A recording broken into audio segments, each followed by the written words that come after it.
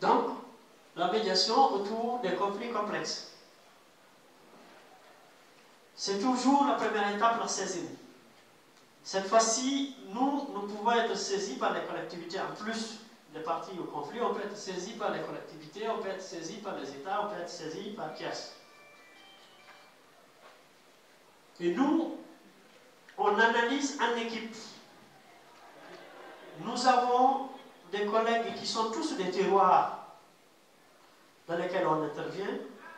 Ensemble, on analyse ce conflit pour lequel on a été saisi. C'est autour de quoi les parties en conflit, les acteurs visibles, les acteurs invisibles, les personnalités neutres, ceux qui peuvent influencer positivement ou négativement la résolution de ce conflit. C'est après ça qu'on prend d'abord la décision d'aller ou de ne pas aller. Parce qu'à la suite des analyses, tu peux trouver que ce conflit est beaucoup plus complexe, moi je ne peux pas aller. Ou bien j'ai la capacité et les outils de pouvoir aller. Et quand tu décides d'aller, il faut obtenir le mandat des parties en conflit. Tu ne peux pas venir t'imposer à des gens qui sont en conflit. Il faut que les deux parties acceptent que tu interviennes pour rapprocher leur position. Et c'est quand tu as obtenu le mandat des parties pour faire la médiation que tu vas organiser des rencontres indirectes, des rencontres individuelles avec les acteurs indirects. Dans un conflit, il y a des acteurs qui sont sur le terrain qu'on voit, qui sont directs. Et des acteurs qui peuvent se retrouver quelque part à Washington, mais qui continuent à actionner le conflit, qui continuent à avoir de l'influence sur la résolution de ce conflit. Il faut les écouter, écouter leur version des faits, écouter leur intérêt afin de pouvoir le prendre compte dans le reste du processus. Ensuite, quand tu écoutes individuellement les acteurs indirects, on fait une mission pour aller rencontrer, comme les médiateurs communautaires le font, rencontrer les parties en conflit de façon séparée. Tu rencontres chaque partie, il va te dire sa version des faits, il va te dire les causes, les conséquences, il va te dire, on lui pose aussi la question sur les solutions possibles, les lignes rouges, ce qui est négociable, ce qui n'est pas négociable. Ensuite, c'est à partir de là qu'ils désignent les leaders qui vont représenter leur communauté. Nous ne pouvons pas désigner des leaders pour représenter une communauté. C'est eux qui disent, écoutez, si on doit aller s'asseoir avec nos voisins pour faire la médiation, nous, notre communauté, voilà, un tel peut parler au nom de notre communauté, il peut engager notre communauté. Et ensuite, c'est ici qu'ils peuvent s'entendre aussi sur le lieu de la médiation. Nous, on peut à la rigueur leur proposer 2 ou 3 lieux, ceux qui disent là où ils se sentent à l'aise pour négocier. Et c'est après ça qu'on organise aussi la rencontre de médiation. Et après cette rencontre de médiation, il y a la signature ou non d'un accord. Et en dernière étape, le suivi des engagements. Dans les accords signés, il y a des engagements. Et après la signature, on met en place un comité de suivi de la mise en œuvre de ces engagements. Et ce comité va se réunir périodiquement pour trouver si un tel ou un tel a respecté ses engagements. Ensuite, où est-ce que nous intervenons?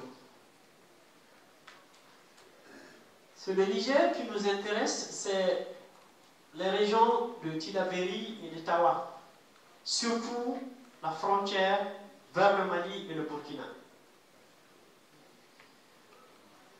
Et ensuite, la précision de là où on intervient,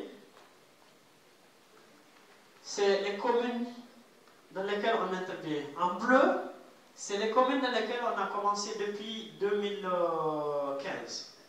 Et en rouge, c'est les communes dans lesquelles on va intervenir, mais on n'a pas commencé d'abord, on n'a pas mené l'étude de base. Et ces communes, sont au nombre de, je pense, une vingtaine de communes sur les deux régions. Voilà un peu le contenu du projet en termes de où est-ce qu'on intervient, qu'est-ce qu'on fait et comment on le fait. Il y a, vous m'excusez, il y a une deuxième présentation que je vais faire, c'est l'étude de base.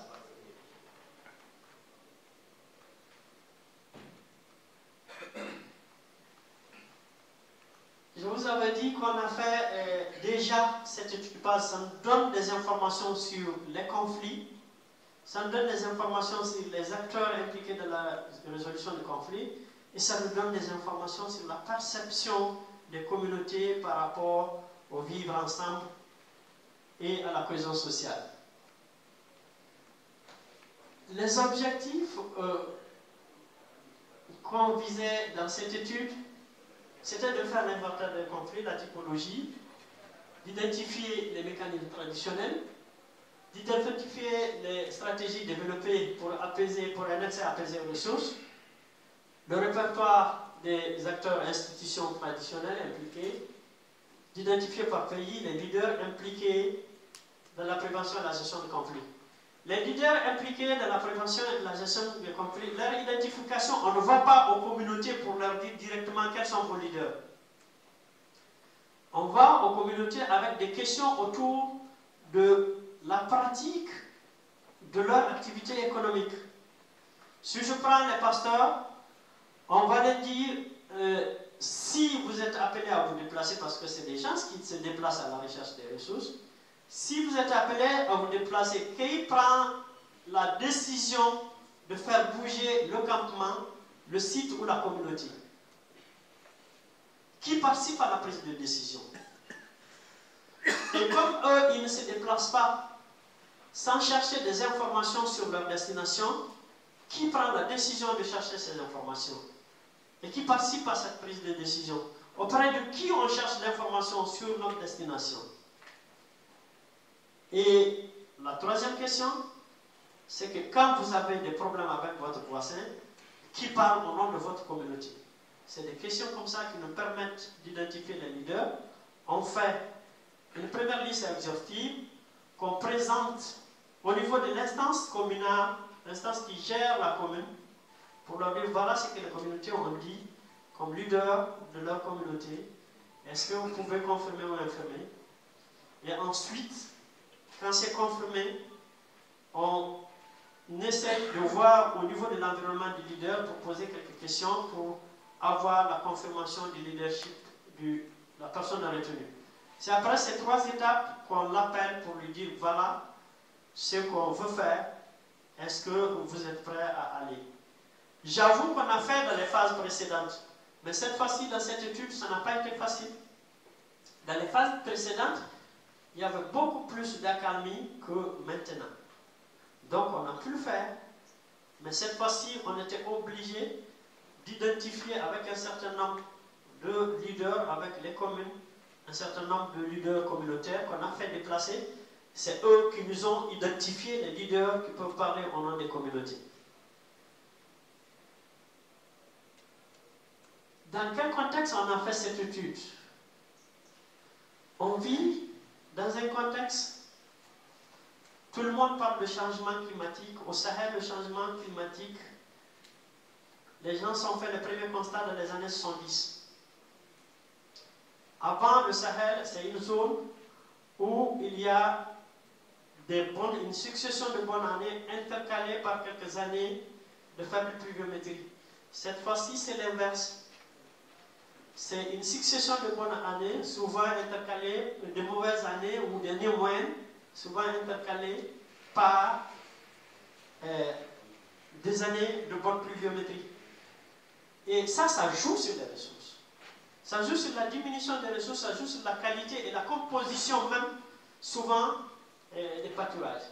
Et cette diminution amène une compétition entre les usagers. Et qui dit compétition, chacun veut gagner dans une compétition et souvent ça amène des conflits. On a mené cette étude dans un environnement d'insécurité est occasionné par les attaques, les représailles, les assassinats ciblés, les enlèvements, le vol du bétail, la zakat pour certains. Donc c'est dans cet environnement aussi qu'on a mené cette étude. Ensuite, tout ceci ont engendré une crise de confiance entre les communautés elles-mêmes et entre les communautés et leurs autorités. Voilà l'environnement dans lequel on a mené cette étude. Et les communes dans lesquelles on a mené l'étude, ce sont ces communes. Environ, je pense, 8 ou 9 communes de Tillabéri et 2 communes de Tawa. Je vous ai dit que ce n'est pas fini, on va encore mener une autre étude pour compléter les communes de Tawa. Les résultats, les conflits identifiés, vous voyez, et dans cette zone, on a identifié, et surtout dans la zone de Tira, les conflits entre agriculteurs et les conflits entre éleveurs. Dans la zone de Tira, et les conflits entre éleveurs, c'est dans la zone de Tawa qu'on a identifié beaucoup de conflits. Et les conflits les plus nombreux qu'on a identifiés, c'est le conflit entre agriculteurs, suivi de conflits entre éleveurs et agriculteurs qui est 5. Et la zone qui a plus de conflits, c'est le département de Tira, c'est ça? Et dans le département de Tira, il y a beaucoup plus de conflits suivis du département aussi de Tawa. En fait, dans cette étude, et c'est ce qui complique notre tâche, on ne s'est pas limité à la typologie des conflits.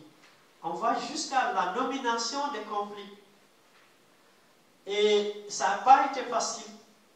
Au départ, les leaders nous ont dit, quand on a dit, écoutez, nous, on ne veut pas se contenter de conflits entre agriculteurs et éleveurs, on veut des conflits qui ont opposé Moussa à Ibrahim, et autour des dégâts des champs de telle localité. C'est ce qu'on veut.